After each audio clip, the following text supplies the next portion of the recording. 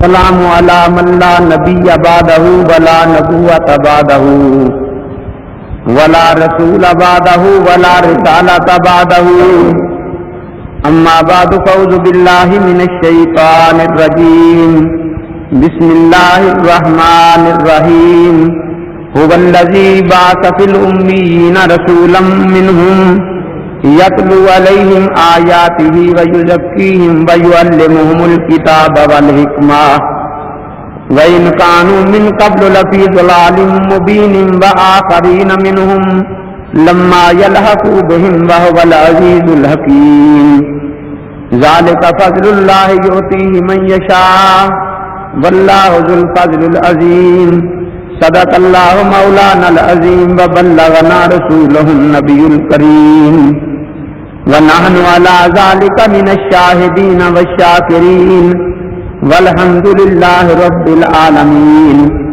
رب اشرح لی صدری ویسر لی امری واحلل عقدۃ من لسانی یفقہوا قولی رب زدنی علما وارزقنی فہما سبحانک لا علم لنا الا ما علمتنا انک انت العلیم الحکیم اللهم صل على سيدنا ومولانا محمد وعلى آل سيدنا ومولانا محمد وبارك وسلم وصل عليه. دوستو بزرگو، میں مختصر سے وقت میں آپ کے سامنے اہل سنت والجماعت حنفی کا معنی عرض کروں گا. جو آیتیں میں نے آپ کے سامنے پڑھی ہیں یہ سورہ جمعہ کی آیتیں ہیں، جن میں پہلے آقا نامدار حضرت محمد الرسول اللہ صلی اللہ تعالی علیہ وسلم کی تشریف آوری کا تذکرہ ہے، اور پھر آپ کے صحابہ کا ذکر ہے، اور اس کے بعد ایک عظیم پیش گوئی کا ذکر ہے جو سیدنا امام اعظم ابو حنیفہ رحمۃ اللہ تعالی علیہ کے بارے میں ہے. تو میں اپنے نام کا معنی اپنی مسجد میں ذکر کرنا چاہتا ہوں. ہمارا نام اہل سنت والجماعت ہے. یہ نام کس نے رکھا؟ اسی قرآن پاک میں یہ آیت نازل ہوئی کہ میدان قیامت میں لوگ دو قسم کے ہوں گے. ایک وہ جن کے چہرے روشن ہوں گے، یوم تبیض وجوہ و تسود وجوہ، اور دوسرے وہ لوگ ہوں گے جن کے چہرے سیاہ ہوں گے. جن کے چہرے روشن ہوں گے وہ جنت میں جائیں گے، اور جن کے چہرے سیاہ ہوں گے وہ دوزخ میں جائیں گے. جب یہ آیت کریمہ نازل ہوئی، حضرت ابو سعید خدری رضی اللہ تعالی عنہ اور حضرت عبداللہ بن عمر رضی اللہ تعالی عنہ فرماتے ہیں کہ ہم نے حضرت صلی اللہ تعالی علیہ وسلم سے پوچھا کہ حضرت جن کے چہرے روشن ہوں گے ان کا نام کیا ہے؟ تو آپ نے فرمایا ہم اہل سنت والجماعت، وہ اہل سنت والجماعت لوگ ہیں. یہ تفسیر در منصور میں اسی آیت کے تحت علامہ جلال الدین سیوطی رحمۃ اللہ تعالی علیہ نے نقل فرمایا ہے. تفسیر ابن کثیر میں حضرت عبداللہ بن عباس رضی اللہ تعالی عنہما کا بھی یہی ارشاد ہے. جب ان سے پوچھا گیا کہ حضرت جن کے چہرے میدان قیامت میں روشن ہوں گے وہ کون لوگ ہیں، تو آپ نے فرمایا کہ وہ اہل سنت والجماعت ہیں. میدان کربلا میں سید الشہداء حضرت امام حسین رضی اللہ تعالیٰ عنہ نے جو آخری خطبہ بیان فرمایا ہے، تاریخ کامل ابن اسیر میں وہ درج ہے. آپ نے آخری خطبہ میں یہ فرمایا کہ ہمارے نانا حضرت محمد الرسول اللہ صلی اللہ تعالیٰ علیہ وسلم نے ایک دن یہ ارشاد فرمایا کہ حسن اور حسین دونوں بھائی جنت کے نوجوانوں کے سردار ہیں. یہ بات تو آپ نے پہلے بھی کئی مرتبہ سنی ہوگی، کیونکہ یہ حدیث کی کتابوں میں بھی آتی ہے. اس خطبے میں ایک جملہ اور زیادہ ہے. آپ نے فرمایا کہ نبی اقدس صلی اللہ تعالی علیہ وسلم نے یہ بھی فرمایا کہ تم دونوں بھائی جنت کے نوجوانوں کے سردار ہو، اور یہ بھی فرمایا کہ تم دونوں بھائی اہل سنت والجماعت کی آنکھوں کی ٹھنڈک ہو. ان روایات سے یہ معلوم ہوا کہ اہل سنت والجماعت اللہ کے نبی حضرت محمد الرسول اللہ صلی اللہ تعالی علیہ وسلم کا رکھا ہوا نام ہے. یہی نام صحابہ میں جاری ہوا، اور یہی نام اہل بیت میں جاری ہوا. صحابہ اور اہل بیت اسی مسلک پر تھے. انہوں نے اپنے اہل سنت والجماعت ہونے کا ہی اعلان فرمایا. دیکھیے میں بعض جگہ جاتا ہوں تو بعض دوست بڑے خوش ہو کر یہ کہتے ہیں کہ مولوی صاحب ہمارے اس بچے کا نام حضرت لاہوری رحمۃ اللہ علیہ نے رکھا تھا. تو انسان خوش ہوتا ہے کہ اللہ کا کوئی نیک آدمی اس کے بچے کا نام رکھے. کوئی کہتا ہے کہ میرے بچے کا نام حضرت مدنی رحمۃ اللہ علیہ نے رکھا تھا. اس بات پر لوگ فخر کرتے ہیں اور ہمیں اس بات پر فخر ہے کہ ہمارا نام اہل سنت والجماعت دو جہانوں کے سردار سید الاولیاء والانبیاء حضرت محمد الرسول اللہ صلی اللہ تعالی علیہ وسلم کا رکھا ہوا ہے. اور ہمارے علاوہ دوسرے لوگوں نے اپنے نام خود رکھے ہیں. یہیں سے ایک بات سوچی جا سکتی ہے کہ جن لوگوں کو اللہ کے نبی کا رکھا ہوا نام بھی پسند نہیں رہا وہ اگر یہ دعویٰ کرے کہ ہم نبی اقدس صلی اللہ تعالی علیہ وسلم کے کاموں کے محافظ ہیں تو ان کا یہ دعویٰ قابل سماعت نہیں ہو سکتا. اب دیکھنا یہ ہے کہ جب ہمارا نام اہل سنت والجماعت ہے تو کیا یہ کوئی بے معنی سا لفظ ہے کہ جو چاہیں ہم دنیا میں کرتے رہیں پھر بھی ہمارا نام اہل سنت والجماعت ہی رہے. پنڈت نہرو یہ لکھتا ہے کہ میں خدا کو بھی نہیں مانتا لیکن یہ ہندو مذہب ایسا ہے کہ پھر بھی میری جان نہیں چھوڑتا. لوگ مجھے ہندو ہی کہتے ہیں. تو جس طرح پنڈت نہرو یہ کہتا ہے کہ میں یہ سمجھتا ہوں کہ ہندو بے معنی سا لفظ ہے جس پر چاہے چشمہ کر دیا جائے. کیا معاذ اللہ اسلام اور اہل سنت والجماعت یہ بھی کوئی بے معنی لفظ ہے کہ ہم جو چاہے کرتے رہیں ہم پھر بھی اہل سنت والجماعت ہی رہیں، یا اس کا کوئی معنی اور مطلب بھی ہے؟ تو ہمیں اپنے نام کا معنی اور مطلب سمجھنا چاہیے. ہمارے نام میں پہلا لفظ سنت آتا ہے. ہاں حضرت صلی اللہ تعالی علیہ وسلم نے اس کی بڑی تاکیدیں فرمائی. فرمایا علیکم بسنتی، میری سنت کو لازم پکڑنا. اور فرمایا من احب سنتی فقد احبنی، جس نے میری سنت سے پیار کیا اس نے میرے ساتھ محبت کی. اور جو میرے ساتھ محبت کرے گا وہ قیامت میں جنت میں اللہ تعالیٰ اسے میرے ساتھ جنت میں بھیجے. اور فرمایا کہ جو شخص سنت کی پابندی کرے گا جب لوگ اپنی من مرضی کرنا شروع کر دیں گے اس کو اللہ تبارک و تعالیٰ 100 شہید کا ثواب عطا فرمائیں گے. اور پھر آپ نے یہ فرمایا من راغب عن سنتی فلیس منی، جس نے میری سنت سے منہ موڑ لیا وہ میری امت میں سے نہیں. اور آپ نے یہ بھی فرمایا کہ جو میری سنت سے ہٹ گیا وہ خدا کی رحمت سے دور چلا گیا. اب دیکھنا یہ ہے کہ جس سنت کے بارے میں آپ نے اتنی تاکیدیں فرمائی ہیں وہ ہے کیا چیز، اس کا معنی اور مطلب کیا ہے. تو میں اس کا معنی عرض کرتا ہوں. ہم چونکہ اہل سنت والجماعت ہیں ہمیں کم از کم پہلے اپنے نام کا معنی اور مطلب سمجھ لینا چاہیے. یہ قرآن پاک خدا کی آخری کتاب ہے اور کامل کتاب ہے. ذالک الکتاب لا ریب فیہ، جس میں کسی شک و شبہ کی گنجائش نہیں. اور یہی ہمارے لیے مکمل ضابطہ حیات ہے، یہی ہمارے لیے ذریعہ نجات ہے. لیکن قرآن پاک پر عمل کرنے کے لیے پہلے یہ ضروری ہے کہ اس کا صحیح مطلب ہمیں آ جائے. آخر ایک جملے کا مطلب کوئی کچھ سمجھ سکتا ہے دوسرا کچھ سمجھ سکتا ہے. مثال کے طور پر مجھے ایک حکیم صاحب لکھ کر دیتے ہیں کہ خمیرہ گاؤ زبان کھا لینا. اب میں خمیرہ گاؤ زبان کا نام تو سنتا ہوں جانتا نہیں. مجھے کوئی آدمی چیز دے دے اور کہے کہ یہ خمیرہ گاؤ زبان ہے تو میں دھوکے میں آ سکتا ہوں. لیکن اگر حکیم صاحب خمیرہ گاؤ زبان کا نسخہ بھی لکھ دیں اور خود ہی مجھے خمیرہ بھی دے دیں تو پھر مجھے کوئی دھوکہ نہیں دے سکتا. اللہ تبارک و تعالیٰ نے اپنے پیغمبر حضرت محمد الرسول اللہ صلی اللہ تعالی علیہ وسلم کو یہ قرآن پاک دے کر بھیجا اور فرمایا کہ اس قرآن پر عمل کر کے بھی دکھا دینا تاکہ پتہ چل جائے کہ اس قرآن کا معنی اور مطلب کیا ہے اور اس پر عمل کرنے کا طریقہ کیا ہے. تو یہ قرآن الفاظ ہیں، دین اسلام کا علم ہے اور حضرت محمد الرسولullah सल्लल्लाहु ताला अलैहि वसल्लम की मुबारक जिंदगी इस कुरान पाक की अमली तफसीर थी। हमारा अहले सुन्नत वल जमात का ये अकीदा है कि ये लफ्जी कुरान है और नबी अक़दस सल्लल्लाहु ताला अलैहि वसल्लम इसी कुरान पाक की चलती फिरती तफसीर थे। आपकी नमाज इसी कुरान की तफसीर थी, आपका रोजा इसी कुरान पाक की तफसीर था, आपका जिहाद इसी कुरान पाक की तफसीर था, आपकी सुलो इसी कुरान पाक की तफसीर थी।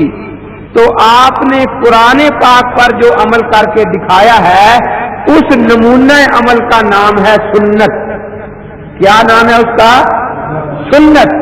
तो अहले सुन्नत का माना समझ में आ गया, कुरान पर अमल करने वाले। किस बात पर अमल करने वाले?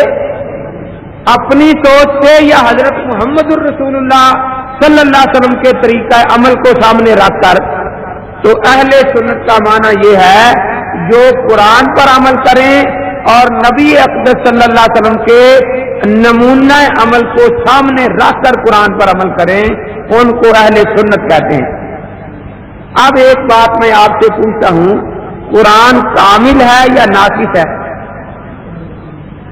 फिर आपने जो नमूना अमल पेश फरमाया सुन्नत, वो कामिल है या नाकिस? तो अहले सुन्नत नाम कामिल है या नाकिस है? कामिल है। फिर इतना नाम काफी था, ये वल जमात क्यों साथ जुड़ा हुआ है?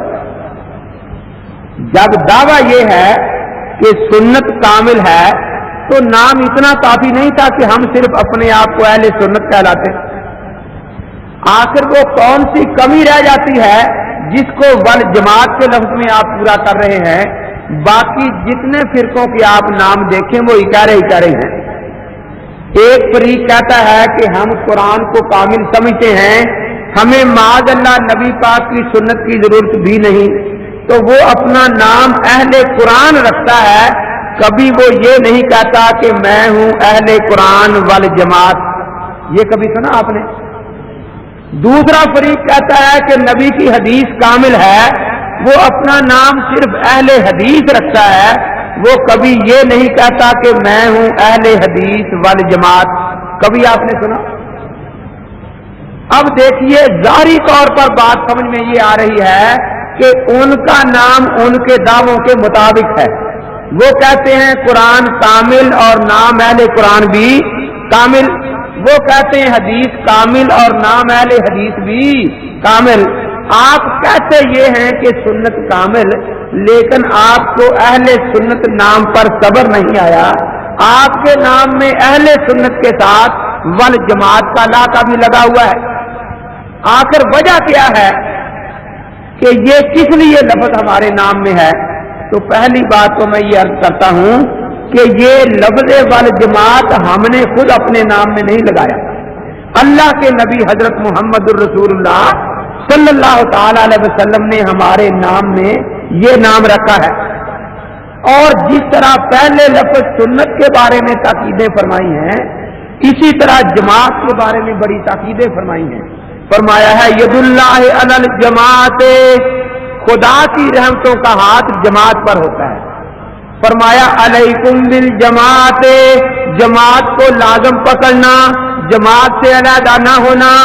और आपने फरमाया मिसाल देकर, अरब के लोग भेड़ बकरियां चराया करते थे, आपने उनके मुआफिक मिसाल दी कि आप जब रेवड़ चरा रहे हो, जो बकरी रेवड़ के अंदर रहती है वो आपकी निगरानी में रहती है, और जो रेवड़ से निकलकर जंगल में चली जाए वो किसी भेड़िया करने वाला बन जाएगी। कोई चीता उसे खा जाएगा, शेर खा जाएगा, उसे फिर दोबारा अपने रेवड़ में आना नसीब नहीं होता। हाँ, हजरत सल्लल्लाहु ताला अलैहि वसल्लम फरमाते हैं जब तक तुम जमात में रहोगे खुदा की रहमत की नजर में रहोगे, और जो जमात से अलग हो गया, कट गया, अल्लाह तबारक व तआला ने एक शैतान नाम का भेड़िया छोड़ रखा है, वो उसका निवाला बन जाएगा। और फिर वो आगे तो जाएगा, कादियानी बन जाए, मुनकरे हदीस बन जाए, लेकिन उसे वापस आना नसीब नहीं हो सकता। تو हजरत सल्लल्लाहु अलैहि वसल्लम फरमाते हैं कि जो दुनिया में जमात से कट गया, मैदान क़यामत में भी अल्लाह ताला उसे जमात से अलहदा कर देंगे।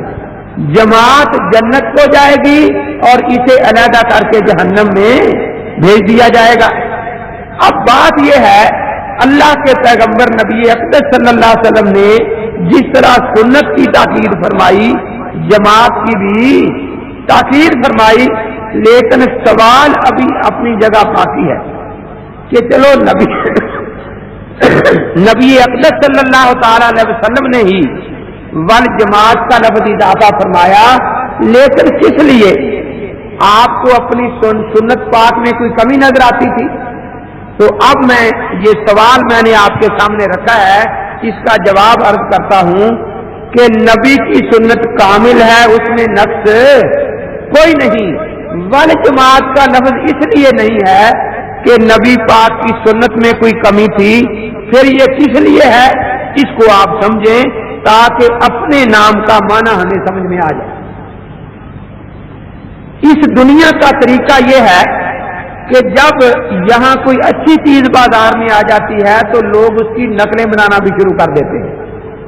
आपके मुल्क में खरा सिक्का भी है, खोटा भी है, खरी दवाएं भी हैं, खोटी दवाएं भी मौजूद हैं।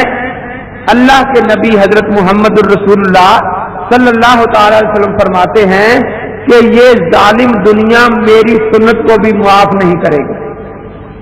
दुनिया की चीजों की नकलें तो एक दो बनती हैं, मेरी सुन्नत एक होगी और उसकी नकलें 70 और 2 72 बनेंगी, और सारे 73 के 73 नाम मेरा ही लेंगे, कलमा मेरा ही पढ़ेंगे, कुरान यही पढ़ेंगे, हदीस मेरी पढ़ेंगे, लेकिन उन 73 में एक असल सुन्नत होगी और 72 नकलें होंगी।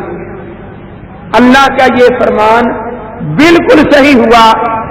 कुरान के मानने वाले कुरान के मानों में इख्तिलाफ करने वाले लगे, और इस तरह फिरका दर फिरका लोग होते चले गए। अब हमने 4 रुपए का एक इंजेक्शन खरीदना हो, हमें कोई बता दे कि भाई इसी नाम से जाली इंजेक्शन भी फरोख्त हो रहा है, तो हम ये कोशिश करते हैं कि या अल्लाह कहीं ऐसा ना हो कि हम पैसे खरीदें और चीज खोटी मिले, तो हम अपने 4 रुपए की भी कदर करते हैं कि खरे पैसों की खोटी चीज हमें न मिले। तो अल्लाह के नबी की वो पाक सुन्नत जिस पर 4 रुपए नहीं, हमने अपनी पूरी जिंदगी लगानी है, और जिस पर हमारे निजात का दारोमदार है, इसके बारे में हमें पता चल गया कि इसकी 72 नकलें दुनिया में मौजूद हैं।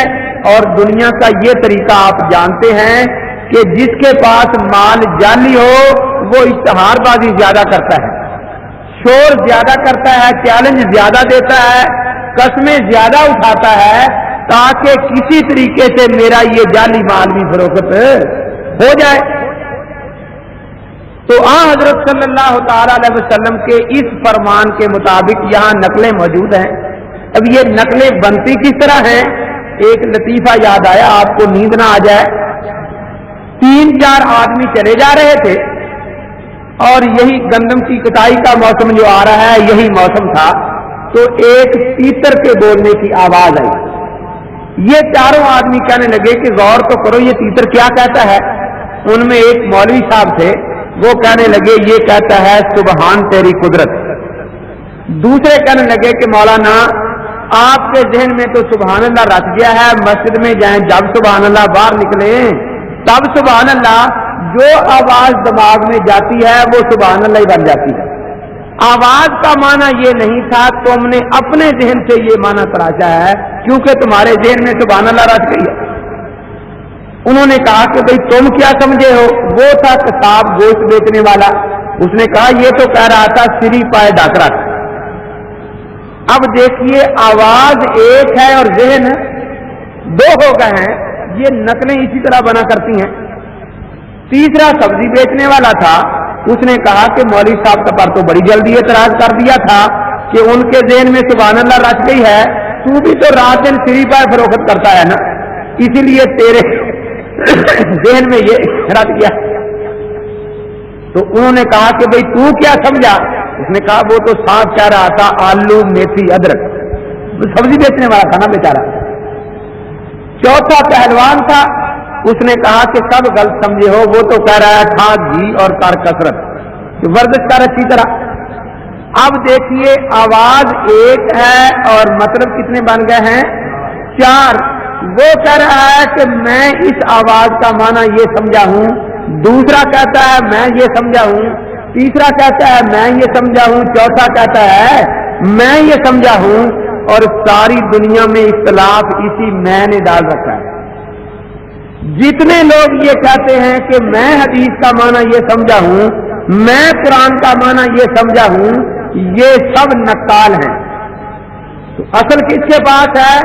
اسی کے لیے ہمارے نام میں لفظ والجماعت ہے کہ حدیث اللہ کے نبی کی ہو اور سمجھانا صدیق اکبر کا ہو رضی اللہ تعالیٰ عنہ، خلفائے راشدین کا ہو، عشرہ مبشرہ کا ہو، اہل بیت کا ہو، بیت رضوان والوں کا ہو، بدر والوں کا ہو، احد والوں کا ہو. ان سب کو کہتے ہیں والجماعت. ان کو کیا کہتے ہیں؟ والجماعت. اللہ کے پاک پیغمبر نے فرما دیا کہ جب بھی نقال سامنے آ جائیں، میری اصل سنت میرے صحابہ کے پاس ہوگی، میری اصل سنت میرے اہل بیت کے پاس ہوگی. تو اب آپ سمجھ گئے ہوں گے کہ والجماعت کا لفظ اس لیے نہیں ہمارے نام میں کہ نبی پاک کی سنت میں کوئی نقص اور کمی تھی جس کو والجماعت کے لفظ نے پورا کیا، بلکہ اس لیے ہے کہ نقالوں سے ہوشیار رہیے، نقالوں سے ہوشیار رہیے. جو صحابہ کی جماعت کو چھوڑ کر نبی کی سنت سمجھنا چاہتے ہیں وہ سارے کے سارے نقال ہیں. جتنے میں پکارتے ہیں وہ نقال ہیں. ہمارے نام کے سوا والجماعت کا لفظ کسی کے نام میں نہیں ہے، اسی لیے کہ ان سب کا یہی دعویٰ ہے کہ میں یہ سمجھا ہوں قرآن کا معنی، میں حدیث سے یہ مسئلہ سمجھا ہوں، اور ہم نے اس میں کو ختم کر دیا کیونکہ ہمیں اللہ کے پیغمبر نے سمجھایا کہ یہ میں ہی سارے دنیا کے میں فساد کی بنیاد ہے. اس لیے تم یہ کہو کہ ہم جو کچھ کر رہے ہیں یہ ہم نے نہیں سمجھا، بلکہ نبی کے صحابہ اور نبی کے اہل بیت کا طریقہ یہ ہے. تو اب اہل سنت والجماعت کا معنی آپ سمجھ گئے. پھر ذرا یاد کر لیں، اہل سنت انہیں کہتے ہیں جو قرآن پر عمل کرنے والے ہیں. کس طرح؟ جس طرح آقا نامدار حضرت محمد الرسول اللہ صلی اللہ تعالی علیہ وسلم نے عمل کر کے دکھایا. اور والجماعت کیوں ہمارے نام میں ہے؟ اللہ کے پیغمبر نے کیوں یہ ہمارے نام میں رکھا؟ اس کا معنی یہ ہے کہ جب نسلیں بننی شروع ہو جائیں گی تو اصل صحابہ اور اہل بیت سے ملے گی.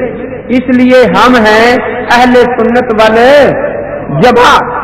ہمیں اپنے نام کا معنی سمجھنا چاہیے.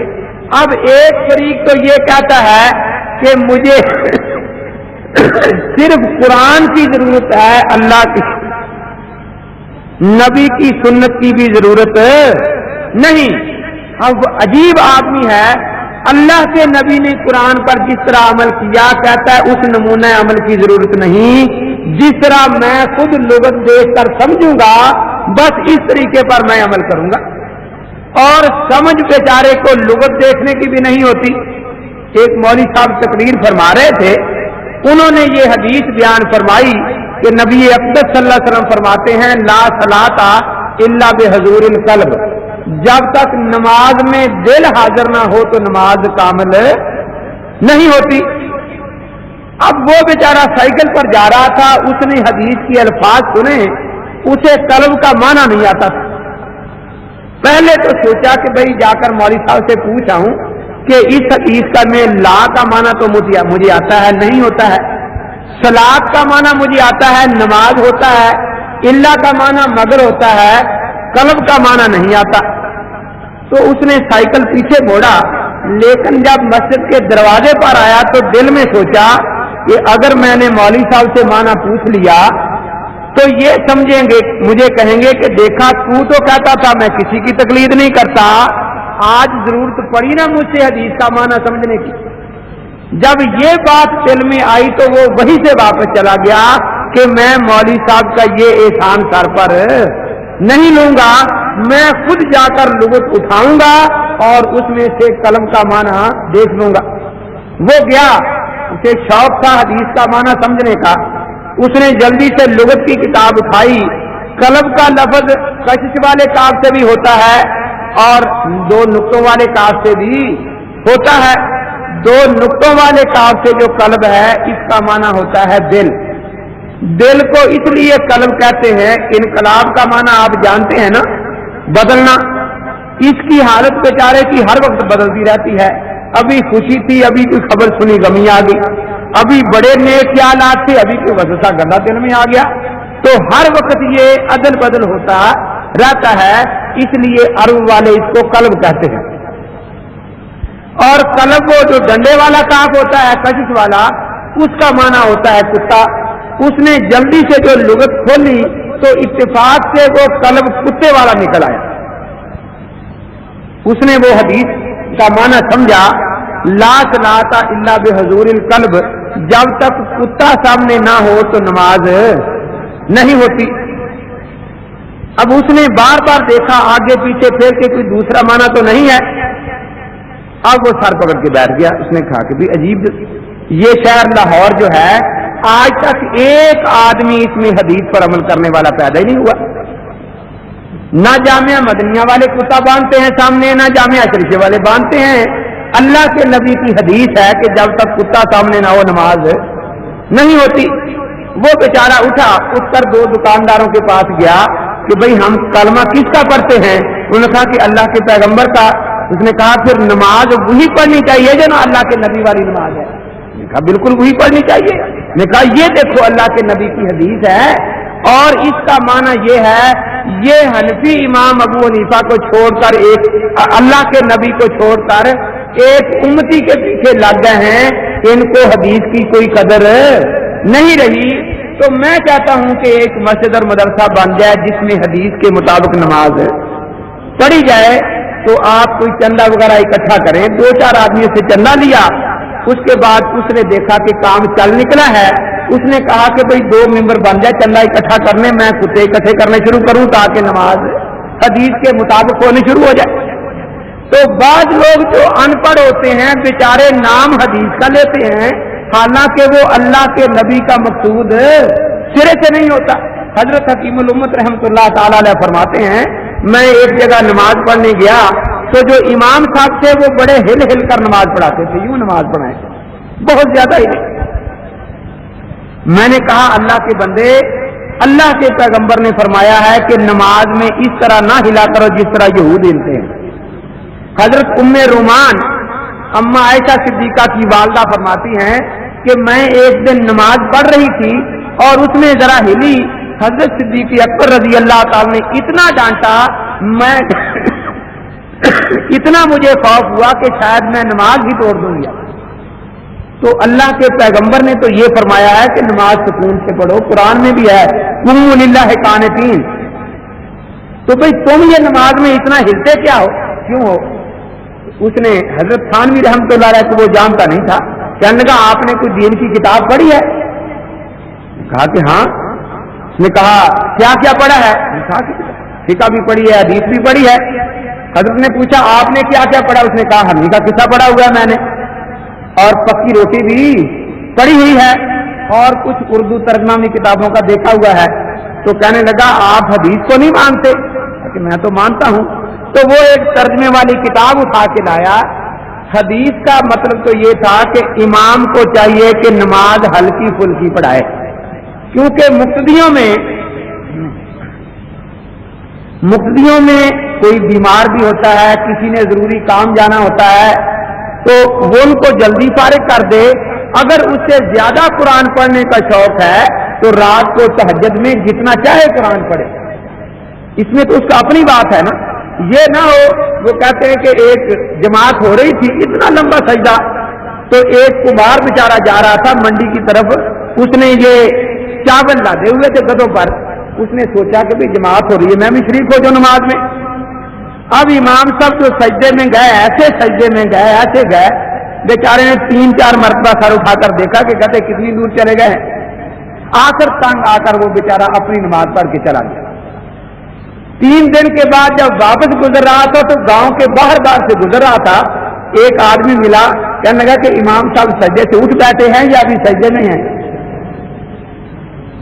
تو آخر ضرورت مند لوگ بھی ہوتے ہیں. حضرت صلی اللہ علیہ وسلم فرماتے ہیں کہ میں بعض اوقات ایک سورج شروع کرتا ہوں, پھر کسی بچے کے رونے کی آواز آتی ہے تو میں سوچتا ہوں کہ اس کی والدہ بے قرار ہوگی, اس لیے میں مختصر کر کے رکوع کر دیتا ہوں. تو حضرت نے یہ فرمایا تھا کہ جو امامت کرے وہ نماز ہلکی پھلکی پڑھائے. اس نے پڑھ لیا کہ حدیث کا معنی یہ ہے کہ جو امام ہو وہ نماز ہل کے پڑھائے. تو کہتا دیکھو میں تو اس حدیث پر عمل کر رہا ہوں. تو بہرحال بعض لوگ جو ہیں وہ صرف لغت کو سامنے رکھ کر ادھر ادھر سے معنی لیے اور کتاب و سنت کا مفہوم سمجھا کہ ہم قرآن پر عمل کرتے ہیں, ہم حدیث پر عمل کرتے ہیں, اور دنیا میں اور کوئی بھی قرآن حدیث کو جاننے والا موجود نہیں ہے. تو ایک تو فریق یہ کہتا ہے کہ ہمیں قرآن کافی ہے, نبی کی سنت کی بھی ضرورت نہیں. دوسرے نے کہا کہ ہمیں نبی کافی ہے, صحابہ کی ضرورت نہیں. ہم محمدی تو ہیں ابو بکری نہیں, ہم محمدی تو ہیں عمری نہیں, ہم محمدی تو ہیں عثمانی نہیں, ہم محمدی تو ہیں علوی نہیں. ہم اہل سنت والجماعت یہ کہتے ہیں, والجماعت کا معنی یہ ہے کہ سچا محمدی وہی ہے جو ابو بکری بھی ہے, کیونکہ سچی محمدیت ہے ہی ابو بکر صدیق کے پاس, عمر فاروق کے پاس, صحابہ اور اہل بیت کے پاس. ان کو چھوڑ کر اگر کوئی نام لیتا ہے محمدیت کا تو وہ سچی محمدیت ہے ہی نہیں. وہ ایسا محمدی تو کہلا سکتا ہے جیسے عبداللہ بن ابی تھا, وہ کہتا تھا میں محمدی ہوں, مجھے صحابہ کی ضرورت نہیں. جیسے عبداللہ بن سبا تھا, وہ کہتا تھا میں محمدی ہوں, مجھے صحابہ کی ضرورت نہیں. لیکن اہل سنت والجماعت میں لفظ والجماعت کا معنی یہ ہے کہ سچا محمدی صرف وہی ہے جو حضور کی سنت کو صحابہ اور اہل بیت سے حاصل کرے. تو اب ہم اپنے نام کا معنی آپ کے ذہن نشین ہو گیا یا نہیں؟ اہل سنت والجماعت کسے کہتے ہیں؟ اب دیکھنا یہ ہے ہمیں 2 چیزوں کی ضرورت ہے نا, نبی پاک کی سنت اور صحابہ کا فہم, 2 کی ضرورت ہے نا. تو اس پر عمل کرنا نجات کے لیے ضروری ہے. اب عمل کرنے سے پہلے علم کی ضرورت بھی ہے یا نہیں؟ مسئلے کا پتہ ہوگا تو علم عمل ہوگا نا. تو اب نبی پاک کی سنت اس پر نجات منحصر ہے, لیکن یہ ہم کہاں سے لیں؟ آپ میں سے کتنے ایسے لوگ بیٹھے ہیں جنہوں نے نماز براہ راست اللہ کے پیغمبر پاک سے سیکھی ہوئی ہے؟ کوئی صحابہ موجود ہے آج اگر کوئی یہ دعویٰ کرتا ہے کسی اسٹیج پر یا کسی تحریر میں کہ میں براہ راست اللہ کے نبی کی تابعداری کر رہا ہوں, مجھے کسی درمیانی واسطے کی ضرورت نہیں, تو دراصل وہ آپ کو یہ کہتا ہے کہ مجھے ابو بکر صدیق مان لو, مجھے عمر فاروق مان لو. یہ دعویٰ کرنے کا حق صحابہ کو ہے کہ ہم نے براہ راست نماز اللہ کے نبی سے سیکھی ہے. یہ بات درست ہے یا غلط؟ تو آج ہم بلا واسطہ اللہ کے نبی کی تابعداری نہیں کر سکتے, ہمیں درمیان میں کسی واسطے کی ضرورت ہے.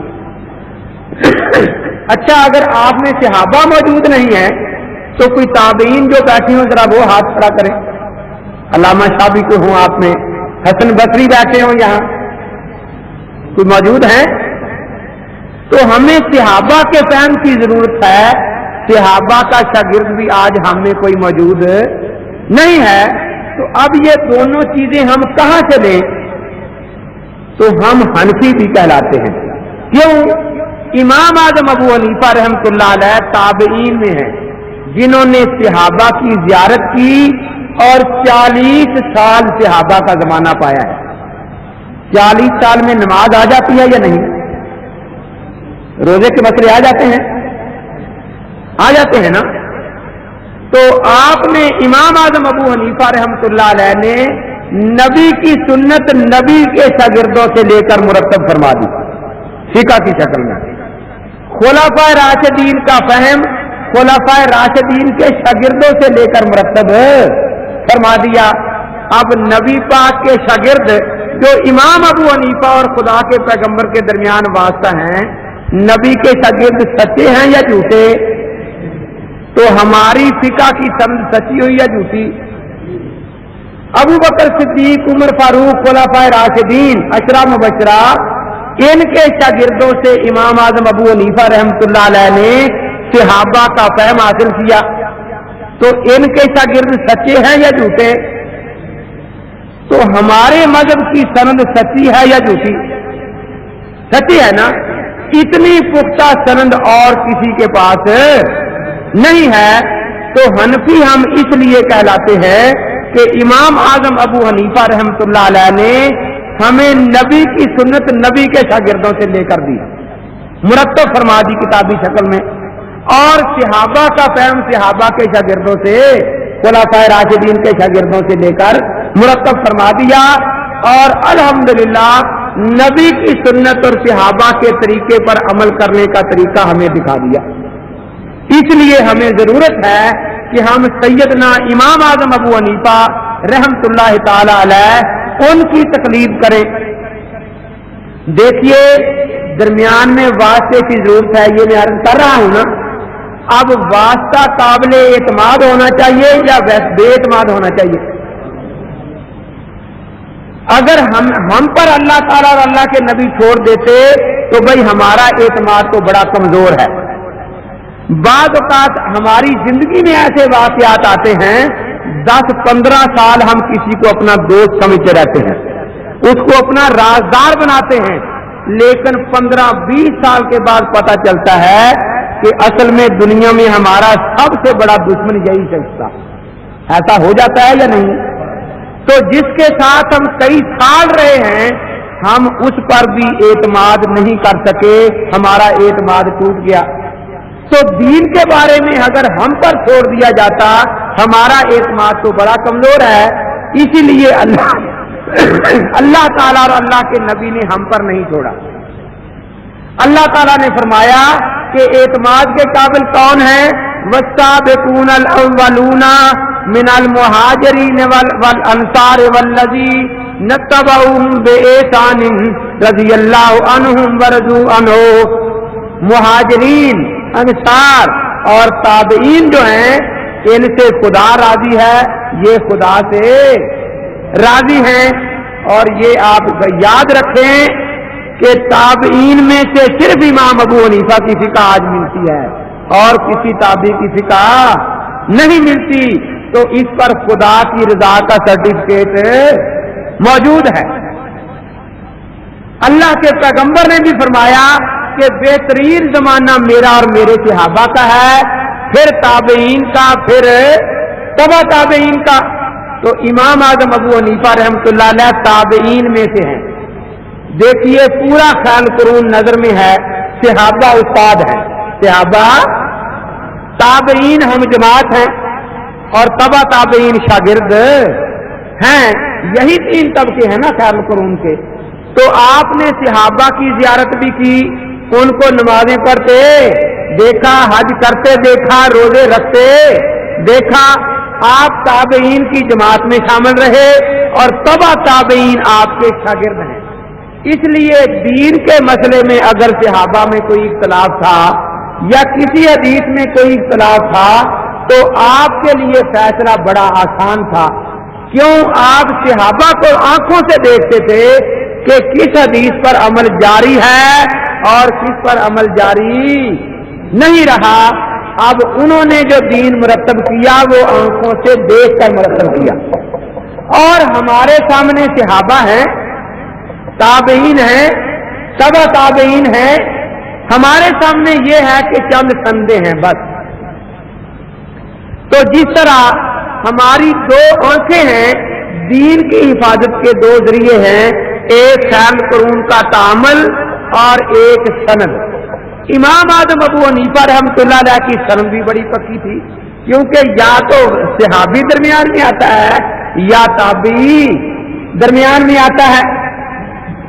صحابہ بھی سچے، تابعین بھی سچے، اور پھر امام صاحب رحمۃ اللہ علیہ ہر تابعی سے روایت نہیں لیتے، بلکہ جو امام ہیں تابعین میں ان سے روایت لیتے ہیں، ان سے مسائل اخذ کرتے ہیں.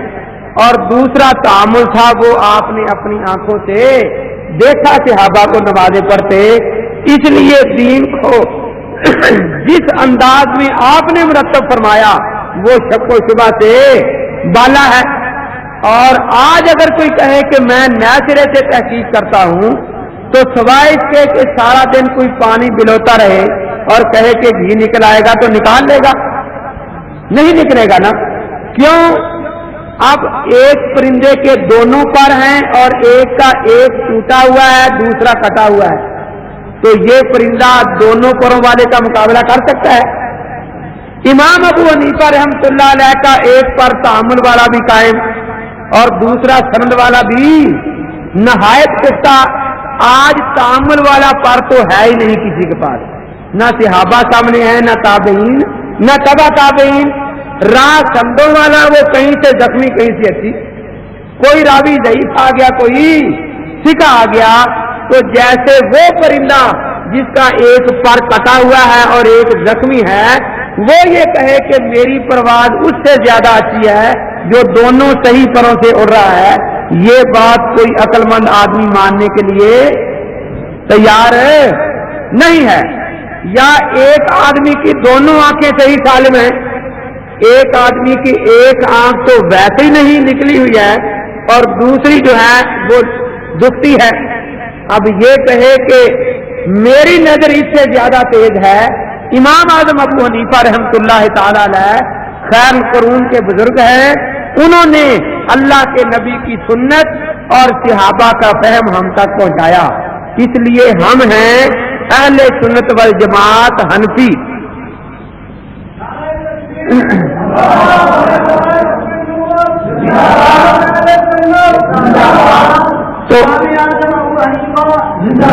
تو اب اہل سنت والجماعت حنفی کا معنی میں نے آپ کے سامنے عرض کر دیا.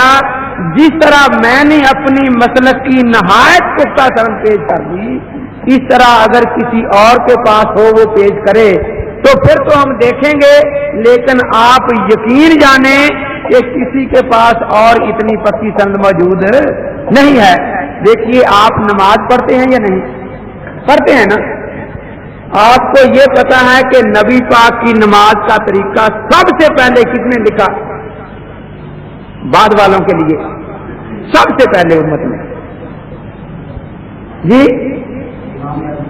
سیدنا امام اعظم ابو حنیفہ رحمۃ اللہ علیہ نے، انہوں نے اس کا نام رکھا کتاب الصلاۃ. جب وہ مدینہ منورہ کتاب پہنچی تو مدینہ منورہ کے محدثین اتنے خوش ہوئے، انہوں نے اس کا نام رکھا کتاب العروس. اور آج وہ کتاب امام محمد رحمۃ اللہ علیہ کی جامع الصغیر کے نام سے چھپی ہوئی دنیا میں موجود ہے. اس سے پہلے کی کوئی کتاب نماز کی ہمیں دکھا دے تو پھر ہم مانیں کہ واقعی بھئی یہ ہم سے پہلے کا ہے. اور اگر اس سے پہلے کی کوئی نہ دکھا سکے تو جس زمانے میں انہوں نے نماز کی کتاب لکھی ہے اسی زمانے سے ان کا مسلک چلا، اس سے پہلے نہیں تھا. تو بہرحال ہم ہیں اہل سنت والجماعت حنفی. امام اعظم ابو حنیفہ رحمۃ اللہ تعالی علیہ نے ہمیں نبی کی سنت اور صحابہ کے فہم سے آگاہ فرمایا. اب میں دو مختصر باتیں عرض کرنا چاہتا ہوں. نبی کی سنت پر ہم عامل ہیں. ایک بات ذہن میں آئی، ایک کتاب میری نظر سے گزری، چھوٹی سی کتاب ہے، اس کا نام ہے اصلی اہل سنت. کیا نام ہے؟ اور آج کا تو دور یہ ہے کہ جہاں اصلی کا لفظ آ جائے معلوم ہوتا ہے کہ مال سارا جعلی ہوگا، کیونکہ دکان پر زیادہ لمبا نام وہی لکھتا ہے نا جس کا مال جعلی ہو. اس میں ایک بات لکھی ہوئی ہے، کسی نے پوچھا کہ اپنے آپ کو حنفی شافعی کہلانا جائز ہے؟ تو جواب دینے والا لکھتا ہے کہ یہ جائز نہیں، ان سے تو عیسائی اور مرزائی اچھے ہیں. کیوں؟ دلیل کیا ہے؟ دلیل یہ ہے کہ عیسائی اپنی نسبت عیسیٰ علیہ السلام کی طرف کر رہے ہیں جو ان کے نبی ہیں، مرزائی اپنی نسبت اپنے نبی مرزا کی طرف کر رہے ہیں، اور ان حنفیوں نے اپنے نبی سے تعلق توڑ کر ایک امتی ابو حنیفہ کے ساتھ جوڑ لیا ہے۔ یہ ہے جو اس شخص نے کتاب میں لکھا ہے۔ اب میں آپ سے پوچھتا ہوں، آپ صرف حنفی ہیں یا اہل سنت والجماعت حنفی ہیں؟ جب آپ نے اپنے آپ کو اہل سنت کہا تو اللہ کے نبی پاک سے آپ کا تعلق جڑا یا ٹوٹا؟ تو جو آپ کے بارے میں یہ پروپیگنڈا کرتا ہے کہ آپ نے اللہ کے نبی سے تعلق جوڑ لیا ہے، وہ فساد پیدا کرتا ہے اور جھوٹ بولتا ہے، یا آپ نے تعلق توڑ کر فساد پیدا کیا ہے؟ آپ نے تو تعلق نہیں توڑا نا۔ جب آپ نے والجماعت کہا، آپ کا تعلق صدیق اکبر سے جڑا یا کٹا؟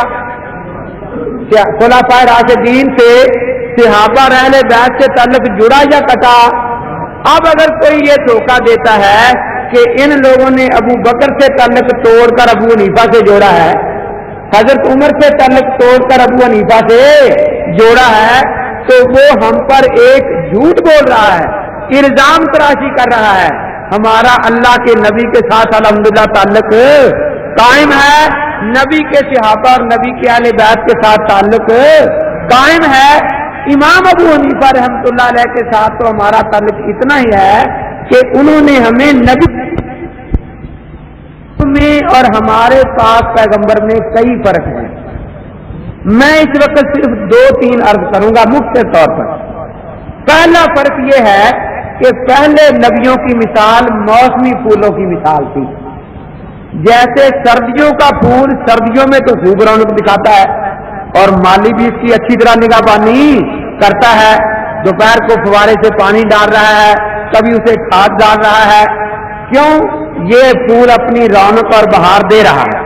لیکن جو ہی گرمیوں کا زمانہ شروع ہوا تو اب اس کی پکھڑیاں علیحدہ، اس کے پتے خشک، وہی مالی جو سردیوں کے موسم میں فوارے سے اوپر پانی ڈال رہا تھا، اب وہ اپنے ہاتھوں سے اکھاڑ کر اس کو پھینک دیتا ہے اور وہاں گرمیوں کے موسم کا پھول لگا دیتا ہے۔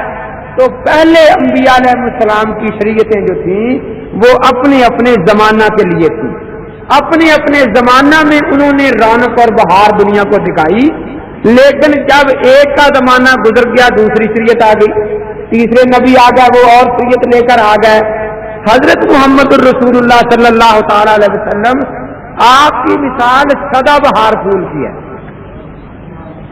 جو ہر قید سے آزاد ہے، گرمی ہو، سردی ہو، بہار ہو، خزاں ہو، کوئی علاقہ ہو، ہر علاقے میں ہر موسم میں وہ اسی بہار سے اپنی رونق دے دنیا کو رونق بخشتا ہے قیامت تک کے لیے۔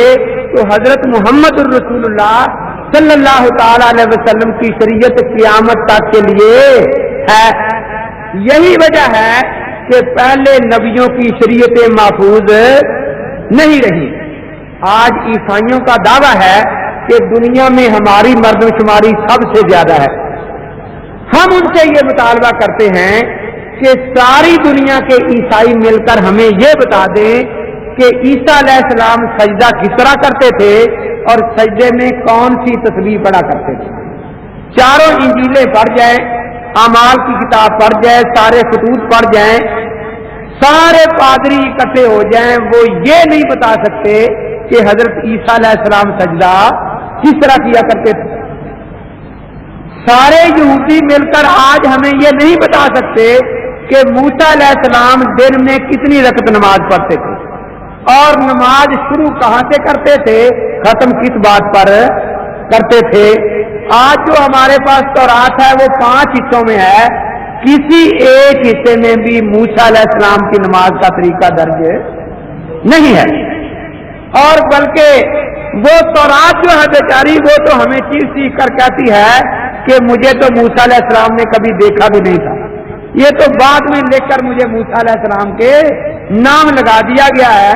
قرآن نے صاف کہا ہے یکتبون الکتاب بایدیہم ثم یقولون ھذا من عند اللہ، चुनाचे तौरात का 5वां हिस्सा इस्तिस्ना, उसका 32वां बाब आप पढ़कर देखें, उसमें ये फिक्रा लिखा है उर्दू तर्जमे में।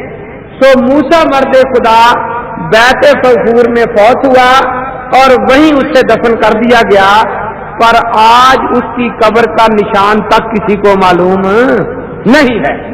अब देखिए ये तौरात में लिखा हुआ है, कोई अक्लमंद ये कहेगा कि ये बात मूसा अलैहिस्सलाम ने खुद लिखी है कि मैं मुद्दत से बैत फगूर में दफन हूं और मेरी कब्र का निशान किसी को याद नहीं है।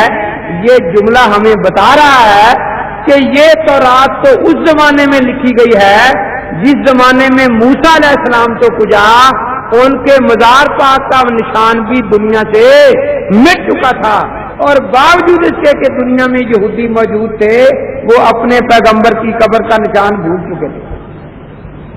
तो अब इतना अरसा बाद लिखी किताब को मूसा अलैहिस्सलाम के नाम जोड़ना ये बात गलत है। तो खैर अर्ज मैं ये कर रहा हूं कि किसी पहले पैगंबर की सीरत महफूज नहीं है, लेकिन आखिरी नबी हजरत मोहम्मद रसूलुल्लाह सल्लल्लाहु ताला अलैहि वसल्लम की सीरत के बारे में हमारा दावा आज भी है और क़यामत तक है कि आपकी सीरत का एक नुक्ता भी गुम, सीरत के वो छोटे छोटे पहलू जो किसी बड़े से बड़े शहनशाह के भी तारीख ने महफूज नहीं रखे। सिकंदर आजम बहुत बड़ा बादशाह गुजरा है, कोई ये बता सकता है कि सिकंदर जब तख्त पर पांव रखता था तो कौन सा पांव पहले रखता था? किसी तारीख में ये बात है? लेकिन मुसलमान बच्चा ये बता सकता है कि हजरत मोहम्मद रसूलुल्लाह सल्लल्लाहु अलैहि वसल्लम जब मस्जिद में तशरीफ लाते तो आप कौन सा मुबारक कदम पहले रखते और आपकी मुबारक ज़बान पर कौन सी दुआ होती? आप बैतुल खला में तशरीफ ले जाते तो कौन सा कदम पहले रखते और आपकी मुबारक ज़बान पर कौन सा जिक्र होता? आप जब सुरमा लगाते तो कौन सी आंख में पहले लगाते और कितनी सलाइयां लगाते? आप जब लेटते आराम के लिए तो किस करवट लेटा करते? यहां तक बातें महफूज हैं। हिंदू अशोक को बहुत बड़ा समझते हैं और सदियों तक अशोक के हुक्मों को उन्होंने पत्थर की लाठों पर लिखा, लेकिन वो आज नहीं बता सकते कि अशोक खुदा को किस तरह याद किया करता। अशोक की कोई सीरत आज दुनिया में महफूज नहीं है। तो बहरहाल मैं ये अर्ज कर रहा हूं कि हमारे पैगंबर हजरत मोहम्मद रसूलुल्लाह सल्लल्लाहु अलैहि वसल्लम की सीरत इतनी महफूज है कि 15वीं सदी का मुसलमान भी फख्र से कह सकता है कि मेरे सामने अल्लाह के पैगंबर की सीरत उसी तरह है जिस तरह सहाबा के सामने थी, और एक बात भी गुम नहीं हुई। लेकिन इस बात पर आपका इत्तेफाक है ना? अब मैं एक बात आपसे पूछना चाहता हूं, ये बात तो सब कहते हैं कि ये सीरत को महफूज किसने किया है? क्या अल्लाह के पैगंबर ने खुद कोई किताब लिखी है जिसमें ये सीरत महफूज हो? सहाबा ने कोई किताब लिखी है जिसमें ये सीरत महफूज हो? तो अल्लाह के नबी की सीरत को महफूज करने का सेहरा सबसे पहले सैयदना इमाम आजम अबू हनीफा रहमतुल्लाह अलैह के सर पर है, फिर इमाम मालिक रहमतुल्लाह अलैह के सर है, फिर इमाम शाफी रहमतुल्लाह अलैह के सर है, फिर इमाम अहमद बिन हम्बल रहमतुल्लाह अलैह के सर है। ये 4 आइम्मा मुज्तहिदीन हैं जिन्होंने अल्लाह के नबी की सीरत के हर पहलू को महफूज कर दिया। तो पूरी क़यामत तक आने वाली उम्मत इनकी एहसानमंद है। कोई इनको बुरा कहे या भला कहे, लेकिन नबी की सीरत लेने के लिए इनके दरवाजे पर हाजिरी देनी पड़ती है। इनके अलावा किसी और का नाम पेश करे कोई, पूरी उम्मत में जिसने मुकम्मल नमाज मुरतब की हो, नबी की मुकम्मल सीरत हमारे सामने रखी हो, किसी का नाम कोई पेश नहीं कर सकता। इन्हीं के मुकल्लिदीन ने इनकी किताबों को आगे पहुंचाया। तो देखिए ये चारों इमाम अहले सुन्नत वल जमात थे और हमें फख्र है, हमारा नाम अहले सुन्नत वल जमात है ना, कि नबी की सीरत को महफूज रखने का सेहरा अहले सुन्नत वल जमात के सर है। अल्लाह ने ये नेमत हमें अता फरमाई और हमें इसका मुहाफिज बनाया। اسی لیے بزرگوں نے لکھا ہے اگر موسیٰ علیہ السلام کی امت میں کوئی ابو حنیفہ پیدا ہو جاتا تو آج موسیٰ علیہ السلام کی سیرت پوری محفوظ ہوتی. اگر عیسیٰ علیہ السلام کی امت میں کوئی امام ابو حنیفہ پیدا ہو جاتا تو وہ عیسیٰ علیہ السلام کی سیرت کو گم نہ ہونے دیتا. سیدنا امام اعظم ابو حنیفہ رحمۃ اللہ تعالی علیہ ان کا یہ امت پر احسان ہے کہ آپ نے اللہ کے نبی کی سیرت کو محفوظ فرمایا. تو پہلا فرق میں نے اپنے پیغمبر اور پہلے نبیوں میں کیا عرض کیا؟ ان کی سیرت محفوظ نہیں، ہمارے پاک پیغمبر کی سیرت محفوظ ہے. اور یہ سیرت کی حفاظت بھی اہل سنت والجماعت کی صداقت کی بہت بڑی دلیل ہے، کیونکہ اللہ نے یہ کام اہل سنت والجماعت سے لیا. دوسرا فرق کیا ہے؟ پہلے انبیاء علیہ السلام کی مثال آپ ایسی سمجھیں جیسے گیس ہو. ایک گیس ایک گلی کو روشن کر سکتا ہے لیکن ساری دنیا کو روشن کرنے کا دعویٰ نہیں کر سکتا اور نہ ساری دنیا کو روشنی دے سکتا ہے. جتنے پہلے پیغمبر دنیا میں تشریف لائے وہ اپنے اپنے علاقے کے لیے نبی تھے. کوئی ایک شہر کے لیے وَإِلَىٰ مَدْيَنَ أَخَاهُمْ شُعَيْبًا، ایک شہر کے لیے شعیب علیہ السلام نبی ہے. کوئی ایک قوم کے لیے نبی بن کر آئے.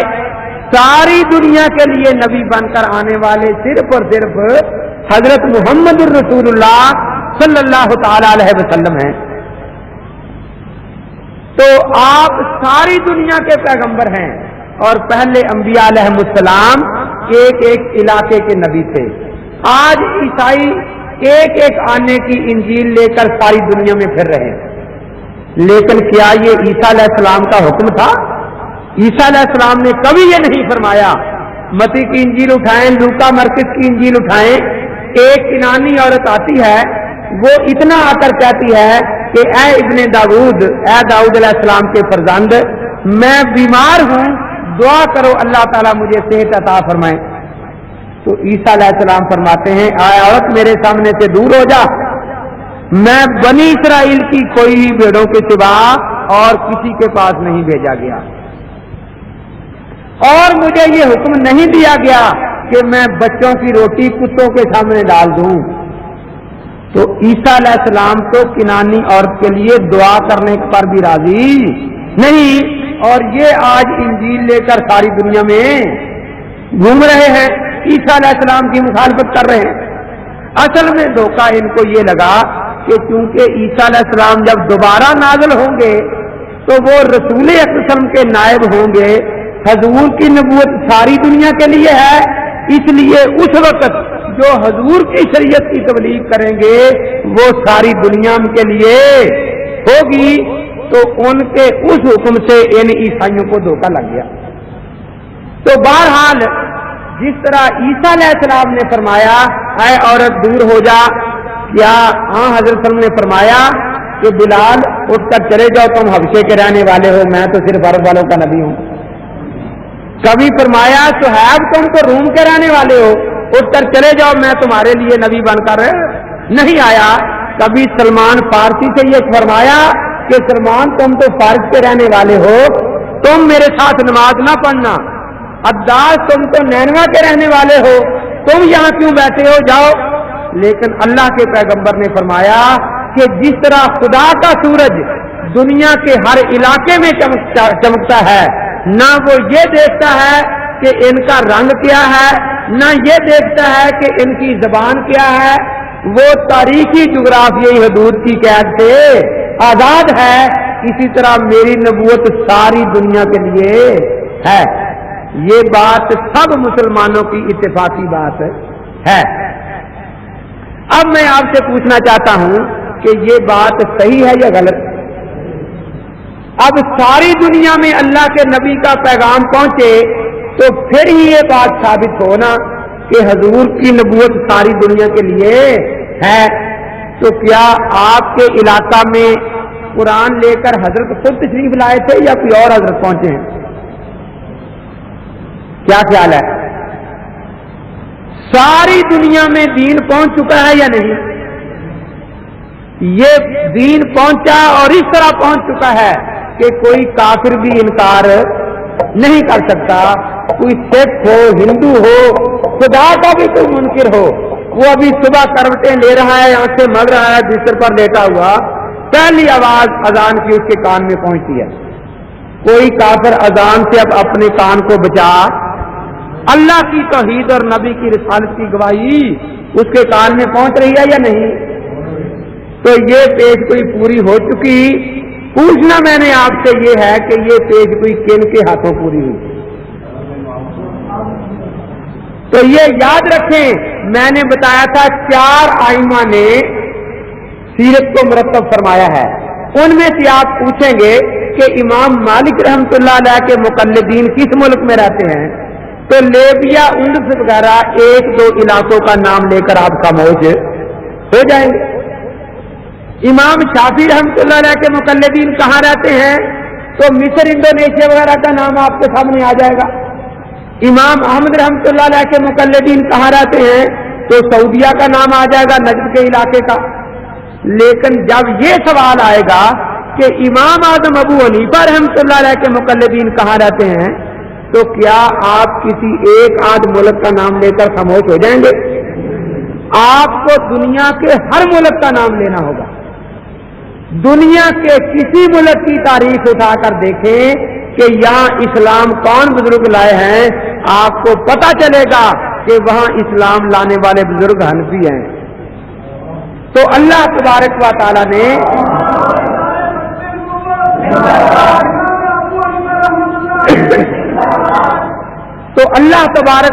نے یہ عظیم الشان پیش گوئی حنفیوں کے ہاتھوں پر پوری کروائی. آپ کے اس لاہور شہر میں سید علی حجویری المعروف داتا گنج بخش صاحب رحمۃ اللہ تعالی علیہ عین اس دن تشریف لائے ہیں جس دن سید حسین زنجانی رحمۃ اللہ علیہ کا جنازہ لاہور سے اترا. حضرت سید حسین زنجانی رحمۃ اللہ علیہ آپ کے پیر بھائی تھے. تو پہلے وہ پہنچے ہیں، بعد میں حضرت یہاں تشریف لائے. اور یہ صرف لاہور نہیں، ارد گرد کے یہ تمام اضلاع جو ہیں، یہاں نبی کا کلمہ پڑھانے والے سید علی حجویری رحمۃ اللہ علیہ، یہاں قرآن لانے والے سید علی حجویری رحمۃ اللہ تعالی علیہ ہیں، یہاں اللہ کے نبی کی احادیث لانے والے سید علی حجویری رحمۃ اللہ تعالی علیہ ہیں. اور یہ سارا علاقہ آپ کی ہاتھوں پر مسلمان ہوا ہے. تو اب دیکھنا یہ ہے کہ وہ کون تھے. وہ خود اپنی کتاب کشف المعجوب میں لکھتے ہیں کہ میں دمشق میں حضرت بلال مؤذن رسول صلی اللہ علیہ وسلم کی قبر پر بیٹھا تھا، مزار پر. تو بیٹھے بیٹھے اونگ آ گئی. میں یہ دیکھتا ہوں کہ میں حرم پاک میں بیٹھا ہوں مکہ مکرمہ میں، اور باب بنی شیبہ سے حضرت صلی اللہ علیہ وسلم حرم شریف کی طرف داخل ہو رہے ہیں. اور آپ نے ایک بوڑھے کو اٹھایا ہوا ہے اور پاؤں پکڑ پکڑ اس کو چلا رہے ہیں جیسے ہم بچے کو چلایا کرتے ہیں. تو سید علی حجویری رحمۃ اللہ تعالی علیہ فرماتے ہیں کہ میں اٹھا اور حضرت سے مصافحہ کیا، ہاتھ کو بوسہ دیا. میں نے عرض کیا کہ حضرت یہ بوڑھے بزرگ کون ہیں؟ تو اللہ کے پاک پیغمبر نے جو فرمایا وہ یاد رکھنے والی بات ہے. فرمایا ہوگا اماموں کا و امام اہل دیار کا ابی حنیفہ، یہ تیرے بھی امام اور جس علاقے میں جا کر تو نے اسلام پھیلانا ہے اس سارے علاقے کے امام اعظم ابو حنیفہ رحمۃ اللہ تعالی علیہ. تو اب یہ دیکھیں کہ یہاں اسلام لانے والے یہ بزرگ حنفی ہیں. یہاں آپ کی شاہی مسجد ہے، سنہری مسجد ہے. یہ انگریز کے دور سے پہلے کی یا بعد کی تاریخی چیزیں ہیں نا. یہ آپ کسی موافق مخالف سے پوچھیں، ان مساجد کے بنانے والے اہل سنت والجماعت حنفی ہیں. اور ہمارے دوستوں کی سب سے پہلی مسجد چینیاں والی مسجد بنی اور انگریز کے دور میں بنی. اس سے پہلے کی لاہور میں کوئی مسجد ان دوستوں کی موجود نہیں ہے. تو جتنے بھی آثار قدیمہ آپ دیکھیں گے وہ سب کے سب اہل سنت والجماعت حنفیوں کے ہیں.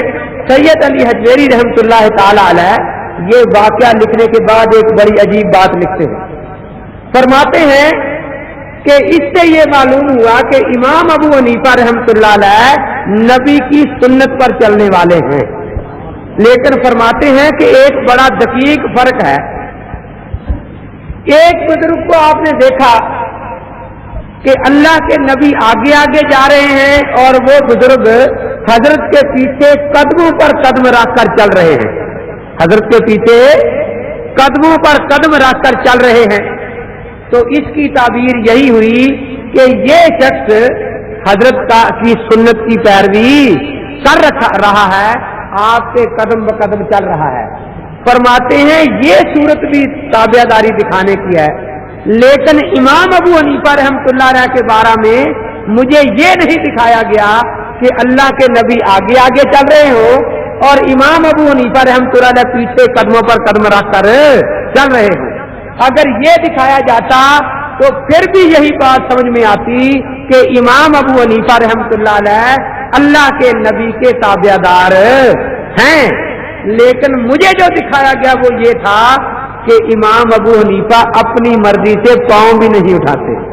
अल्लाह के नबी जहां रखते हैं वहीं रखते हैं।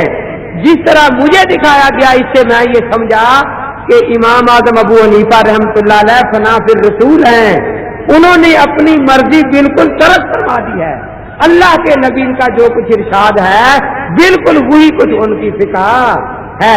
शाह वलीउल्लाह रहमतुल्लाह अलैह भी फरमाते हैं, फ्यूजुल हरमैन में लिखते हैं कि एक दिन मेरे दिल में यह ख्याल आया कि मैं बहुत बड़ा आलिम हो गया हूं, अब मुझे अबू हनीफा या किसी और इमाम की तकलीद की जरूरत नहीं। लेकिन फिर भी ये सोचता था कि जो मुझसे भी बड़े बड़े आलिम हैं वो तो तकलीद करते हैं। मेरे दिल में ये बात क्यों आ रही है? अब इब्ने हजर जैसा हाफिजुल हदीस इमाम शाफी का मुकल्लिद है, इब्ने हमाम जैसा हाफिजुल हदीस इमाम अबू हनीफा का मुकल्लिद है। इमाम याह्या बिन मईन रहमतुल्लाह तआला अलैह तज़किरतुल अल्फाज़ में लिखा है कि 10 लाख हदीस के हाफिज थे, 10 लाख हदीस के। और साथ ही ये लिखा है काना युक्ति बेकौले अबी हनीफा था, वो फतवा अबू हनीफा के कौल पर दिया करता। तो वो तो 10 लाख हदीस के हाफिज होकर भी इमाम अबू हनीफा की फिका के मोहताज थे। और आज हमारा दोस्त एक सफा किसी किताब का पढ़कर कहता है कि मुझे तकलीफ की जरूरत नहीं। तो शाह वलीउल्लाह रहमतुल्लाह अलैह फरमाते हैं जब ये मेरे दिल में एक कशमकश सी शुरू हुई कि जिस वली अल्लाह को देखो वो मुकल्लिद, जिस मुहद्दिस को देखो वो मुकल्लिद, जिस मुफस्सिर को देखो वो मुकल्लिद।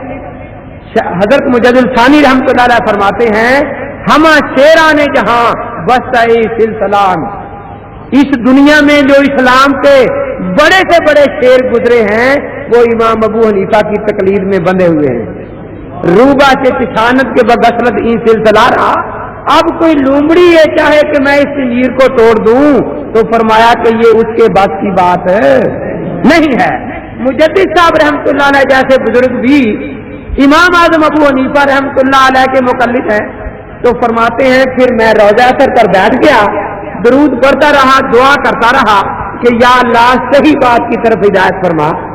तो फरमाते हैं ऊँट तारी हुई और मैंने इमाम आजम अबू हनीफा रहमतुल्लाह ना अल्लाह के पैगंबर हजरत मोहम्मद रसूलुल्लाह सल्लल्लाहु अलैहि वसल्लम की ज़ियारत की। तो आपने फरमाया कि ये बात याद रखना, चारों इमामों की तकलीद से बाहर ना निकलना। शाह वलीउल्लाह रहमतुल्लाह अलैह ने फरमाया। तो फरमाते हैं फिर मैंने अर्ज किया कि हजरत इन चारों में से आपके सुन्नत के सबसे ज्यादा करीब कौन है? तो फरमाया इन्ना फी मज़हबिल हनफिय्य तरीक़तुन अनीक़तुन व हुवा औफ़क़ुल मज़हब बिस्सुन्नत, कि मज़हब हनफी सबसे ज्यादा पाकीज़ा और सुथरा तरीका है और यही सुन्नत के सबसे ज्यादा करीब है। माद राजी एक बहुत बड़े मुहद्दिस हैं, वो फरमाते हैं कि मुझे किसी ने ये बता दिया कि इमाम अबू हनीफा रहमतुल्लाह अलैह की फिका हदीस के खिलाफ है, इसलिए मैं उनकी फिका की किताब देखना भी पसंद नहीं करता था। एक दिन मैं सोया हुआ था, हजरत सल्लल्लाहु अलैहि वसल्लम की ज़ियारत हुई, तो मैंने ख्वाब में देखा, मैं उठा हूं और हजरत से मुसाफा किया اور میں نے کہا کہ حضرت لوگوں میں بڑا اختلاف ہے، میں آپ کو کہاں تلاش کروں؟ تو اللہ کے پاک پیغمبر نے فرمایا اندا علم ابی حنیفہ، ابو حنیفہ کے علم میں مجھ کو تلاش کرو۔ تو دیکھیے ان کو مبشرات کہتے ہیں۔ قرآن پاک میں یہ آتا ہے کہ اللہ تبارک و تعالی مبشرات کے ذریعے بھی بعض لوگوں کی ہدایت فرما دیا کرتے ہیں۔ تو سیدنا امام اعظم ابو حنیفہ رحمۃ اللہ تعالی علیہ انہوں نے ہمیں اللہ کے نبی کی سنت اور صحابہ کا فہم ہم تک پہنچایا۔ ایک واقعہ اور یاد آیا، کلمات رحمانی میں وہ چھپا ہوا ہے، مولانا محمد ابراہیم صاحب آروی ایک بزرگ تھے جو تقلید نہیں کرتے تھے اور رات دن فقہا کے خلاف باتیں کیا کرتے تھے۔ حضرت مولانا محمد علی صاحب مغیر رحمۃ اللہ علیہ حج کے لیے جب تشریف لے گئے تو یہ صاحب بھی وہاں حج کے لیے تشریف لے گئے ہوئے تھے۔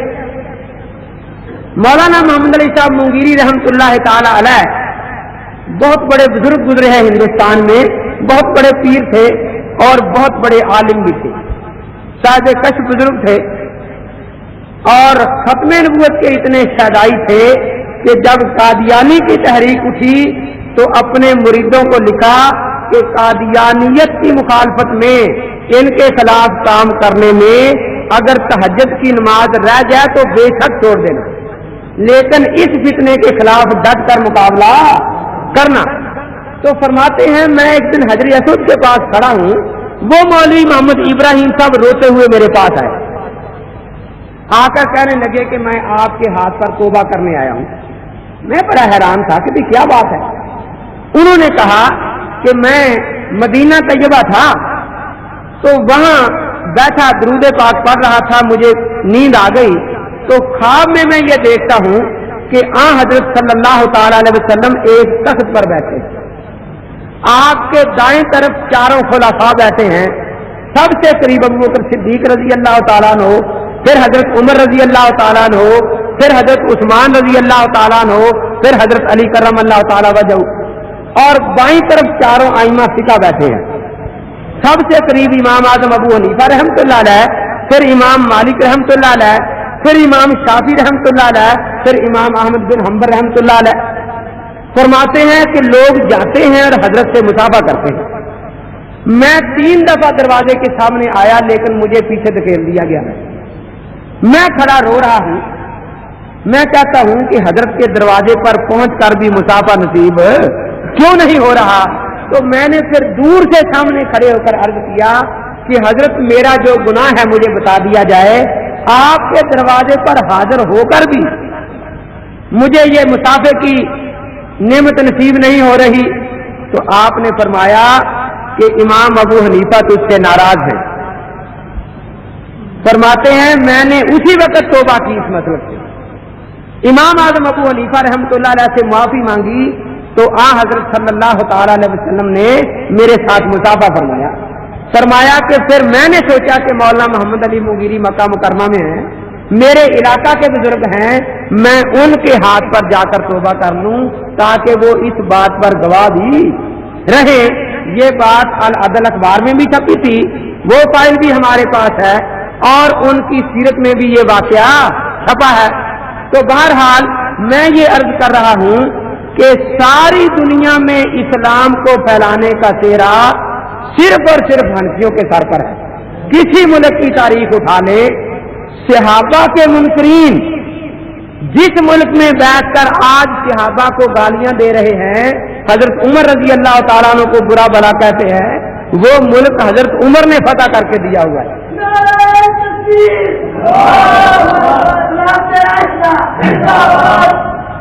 تو اسی طرح کوئی منکر صحابہ یہ نہیں کہہ سکتا کہ دنیا کے فلاں ملک کی ایک تحصیل میں ہم نے اسلام پھیلایا ہے۔ اسی طرح کوئی منکر حدیث یہ نہیں کہہ سکتا کہ فلاں ملک کے فلاں علاقے میں اسلام پھیلانے کا سہرا کسی منکر حدیث کے سر پر ہے۔ اسی طرح کوئی فقہ کا منکر یہ نہیں کہہ سکتا کہ دنیا کے فلاں علاقے کے صرف ایک تھانے میں اسلام پھیلانے کا سہرا کسی منکر فقہ کے سر پر ہے۔ تو اللہ تبارک و تعالی نے یہ عظیم الشان پیش گوئی جو ہے کہ یہ دین ساری دنیا میں پھیلے گا، یہ حنفیوں کے ہاتھ پر پوری کرائی۔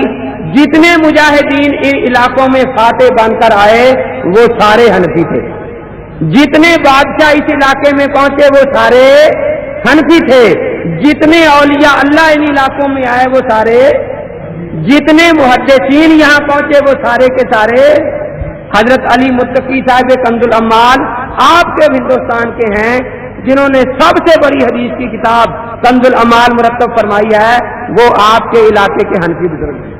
مشارق الانوار لکھنے والے حنفی بزرگ ہیں اور اسی علاقے میں یہ کتابیں انہوں نے بیٹھ کر لکھی ہیں۔ مزار حق مشکاۃ شریف کا ترجمہ اشاۃ اللمعات لکھنے والے یہاں کئی حنفی بزرگ ہیں جنہوں نے حدیث کی شروع اور آواسی لکھے ہیں۔ تو اللہ کے نبی کا کلمہ، خدا کا قرآن ساری دنیا میں لے کر جانے والے حنفی ہیں، جن کے ہاتھ پر یہ عظیم الشان پیش ہوئی پوری ہوئی، ان کی صداقت میں شبہ نہیں کیا جا سکتا۔ تو اللہ کے نبی کی سیرت کے محافظ بھی یہی، اللہ کے نبی کی سیرت کو ساری دنیا میں پہنچانے والے بھی یہی۔ ایک مختصر بات کہہ کر میں ختم کرتا ہوں۔ پہلے نبی وقتی طور پر ان کی نبوت تھی ایک خاص زمانے کے لیے، انہوں نے جو معجزات دکھائے وہ کتابوں میں تو درج ہیں، لیکن آج ان کا کوئی معجزہ دنیا میں ظاہر نہیں ہو رہا اور نہ موجود ہے۔ اللہ کے آخری نبی حضرت محمد الرسول اللہ صلی اللہ تعالی علیہ وسلم چونکہ خدا کے آخری نبی ہیں، قیامت تک کے لیے پیغمبر ہیں، اس لیے آپ کا سب سے بڑا معجزہ قرآن آج بھی موجود ہے اور قیامت تک موجود رہے گا۔ اللہ کے پیغمبر نے آ کر دنیا کو یہ پیغام دیا کہ بھئی دیکھو اس دنیا میں کچھ چیزیں ہیں جن کو تم مانتے ہو انسان نے بنائی ہے، یہ مکان انسان نے بنایا ہے، یہ سپیکر انسان نے بنایا ہے، اور کچھ چیزیں ایسی ہیں جن کو تم کہتے ہو خدا نے بنایا ہے۔ تم کہتے ہو سورج، چاند، آسمان۔ خدا اور انسان کی بنائی ہوئی چیزوں میں فرق کیا ہے؟ انسان کی بنائی ہوئی چیز کی نقل انسان بنا سکتا ہے، لیکن خدا کی بنائی ہوئی چیز کی نقل ساری دنیا مل کر، تو جس طرح خدا کے کام کی پہچان یہ ہے کہ ساری دنیا مل کر اس طرح کا کام نہ کر سکے، خدا کے کلام کی پہچان بھی یہی ہے کہ ساری دنیا مل کر اس طرح کا کلام نہ بنا سکے۔ تو میں یہی کہتا ہوں کہ یہ کلام خدا کا ہے، ساری دنیا مل کر اس کی ایک چھوٹی سی صورت کے برابر بھی کلام نہیں بنا سکتی۔ چنانچہ تاریخ آپ کے سامنے ہے، ساری دنیا عاجز رہی اور آج تک عاجز ہے۔ مشن اسپتال، مشن سکول کھول کر انجیلوں کے ورق پڑھائے جاتے ہیں، لیکن قرآن کا یہ مطالبہ نہیں۔ لاکھوں صفحات تقسیم کیے جا رہے ہیں، قرآن نے کہا کہ لاکھوں صفحات لکھنے کی ضرورت نہیں۔ اس طرح نوکری چھوکری کے جھانسے دے کر مسلمانوں کو اغوا کرنے کی ضرورت نہیں۔ صرف 3 سطروں کی ایک چھوٹی سی صورت یہ لکھ کر لے آؤ، کسی زمانے میں لے آؤ، قرآن پاک اپنا دعویٰ واپس لے لے گا۔ لیکن جس طرح وہ عاجز تھے، آج بھی ساری دنیا عاجز ہے۔ آپ کا معجزہ قیامت تک کے لیے زندہ ہے۔ اس طرح کچھ پیش گوئیاں آپ کی آپ بھی وقتاً فوقتاً پوری ہوتی رہتی ہیں۔ میں نے جس زمانہ میں مشکاۃ شریف پڑھی، اس میں یہ حدیث آئی کہ ایک زمانہ آئے گا کہ گانے سے کوئی بچ نہیں سکے گا، گانے والی عورت کی آواز سے۔ تو میں حیران تھا کہ خدا جانے بھی کیا بنے گا، ہر گھر میں آ کر ہر عورت گانے والی ہو جائے گی یا کم سے کم ایک عورت گایا کرے گی۔ تو ریڈیو کے آنے سے پتا چل گیا کہ ہر گھر میں گانے والی عورت کی ضرورت نہیں، ایک عورت ریڈیو اسٹیشن پر گائے گی، کھیت میں بھی آواز پہنچ رہی ہے، گھر میں بھی پہنچ رہی ہے، اور اللہ کے نبی کا یہ فرمان پورا ہو رہا ہے کہ عورت کی گانے کی آواز سے بچنا دشوار. آپ نماز پڑھ رہے ہیں پھر بھی کسی صاحب نے ریڈیو رکھا ہوا ہے, اور آج کل تو ریڈیو قبض کشا بھی ہے, لوگ لیٹرین میں بھی ساتھ لے جاتے ہیں, کہتے جب تک یہ نہ سنیں اجازت صحیح نہیں ہوتی. کہتے تو ایک مجھے کہنے لگا کہ جب تک میں ریڈیو اپنے گدھے کی گردن میں نہ باندھوں یہ چلتا نہیں ہے, ریڈیو پر لگا ہوا ہے. اب اندازہ لگائیں, ایک دن میں ایک زمیندار کے پاس بیٹھا تھا, اس کا نوکر ہے, اس نے کہا بھی آج پانی لگانا ہے رات کو. اس نے کہا جی ریڈیو دو گے تو پھر لگے گا ورنہ پانی نہیں لگے گا. کہتا جی میں کیا کروں, اگر ریڈیو پاس ہو تو میں پانی اچھی طرح باندھ سکتا ہوں, اگر پاس نہ ہو تو وہ پانی مجھ سے اچھی طرح باندھا نہیں جاتا. اسی طرح حضرت صلی اللہ علیہ وسلم نے یہ پیشگوئی فرمائی تھی کہ عیسیٰ علیہ السلام مقام لد پر دجال کو قتل کریں گے. جب سے انگریزوں نے یہ دنیا چھاننی شروع کی اس وقت سے انگریزوں نے منہ میں زبان نہیں ڈالی. رات دن کہتے تھے کہ ہم نے اجلسیں تیار کر لی, ساری دنیا کے سروے کر لیا, دنیا کے کسی ملک میں لد نام کا مقام موجود نہیں ہے.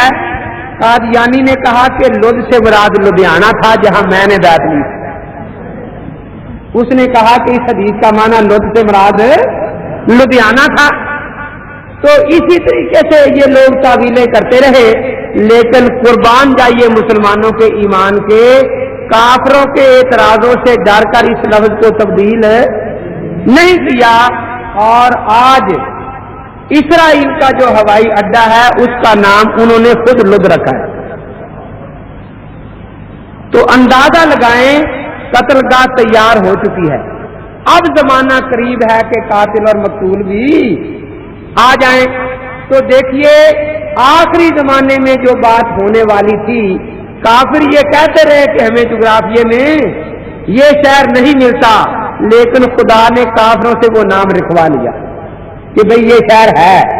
اور یہیں پر بیت المقدس کے ہی علاقہ میں دجال اور مسیح علیہ السلام کا مقابلہ ہوگا اور دجال کو یہاں قتل کر دیا جائے گا. دجال جھوٹا مسیح ہے اور عیسیٰ علیہ السلام سچے مسیح ہیں. وہ مسیح ہدایت ہے, یہ مسیح ضلالت ہے. تو اس قسم کی کئی پیش گوئیاں آپ نے یہ بھی پیش گوئی فرمائی کہ ایسے لوگ میری امت میں پیدا ہوں گے جو یہ کہا کریں گے کہ ہمیں خدا کا قرآن کافی ہے, اللہ کے نبی کی سنت کی ضرورت نہیں. آپ کے شہر میں کینیا والی مسجد کا ایک خطیب تھا جس کا اصل نام تھا غلام نبی. اس نے پھر اپنا نام رکھا عبداللہ چکڑالوی, چکڑالے کا رہنے والا تھا. اس نے یہاں اس فتنے کی ابتدا کی اور کہا کہ مجھے قرآن کافی ہے, نبی کی سنت کی ضرورت نہیں. 14ویں صدی میں یہ پیشگوئی پوری ہوئی تاکہ 14ویں صدی کے مسلمان بھی سمجھیں کہ اللہ کے نبی کی پیش گوئیاں ہمارے ایمان کو تازہ کرنے کے لیے آج بھی پوری ہو رہی ہیں. اسی طرح مجموع الزوائد میں طبرانی کے حوالہ سے روایت ہے, حضرت صلی اللہ علیہ وسلم نے فرمایا کہ میری امت کے آخری زمانہ میں ایسے بیوقوف لوگ پیدا ہوں گے جو میری امت کے علماء اور فقہا پر نکتہ چینیاں کیا کریں گے. تو آپ کے سامنے وہ لوگ بھی موجود ہیں جن کو ایک سطر بھی صحیح اردو کی لکھنی نہیں آتی, لیکن کوئی کہتا ہے جی میں ہدایت کی غلطیاں نکال سکتا ہوں, کوئی کہتا ہے جی میں عالمگیری کی غلطیاں نکال سکتا ہوں. تو اللہ کے پاک پیغمبر کی یہ پیشگوئی بھی پوری ہو گئی. تو اللہ کے نبی کے معجزات دنیا میں قیامت تک ظاہر ہوتے رہیں گے. تو میری اس مختصر تقریر کا خلاصہ یہ ہے کہ میں نے اہل سنت والجماعت کا معنی آپ کے سامنے عرض کیا, اور یہ عرض کیا کہ ہم حنفی کیوں کہلاتے ہیں, اور پھر میں نے 3 باتیں آپ کے سامنے رکھی کہ اللہ کے نبی کی سیرت محفوظ ہے, ایک نقطہ بھی گم نہیں ہوا, اور یہ صحرا ائمہ مجتہدین کے سر پر ہے, اور یہ چاروں اہل سنت والجماعت ہیں. اور دوسرا یہ کہ خدا کے نبی ساری دنیا کے لیے پیغمبر ہیں اور ساری دنیا میں اسلام کے پھیلانے کا سہرا حنفیوں کے سر پر ہے، جن کے ہاتھوں پر یہ عظیم الشان پیش گوئی پوری ہوئی ہے۔ اور تیسرا یہ کہ ایسی پیش گوئیاں موجود ہیں جن سے آج بھی پتہ لگ سکتا ہے کہ کون حق پر ہے کون باطل پر ہے۔ وآخر دعوانا ان الحمدللہ رب العالمین۔ استغفر اللہ تعالی ربی۔ اللہم صلی علی سیدنا مولانا محمد النبی الامی وعلی آلہ وصحبہ وسلم۔ ربنا ظلمنا انفسنا وان لم تغفر لنا وترحمنا لنكن من الخاسرين۔ ربنا لا تؤاخذنا بسوء اعمالنا ولا تصدق علينا اللهم اغفر لنا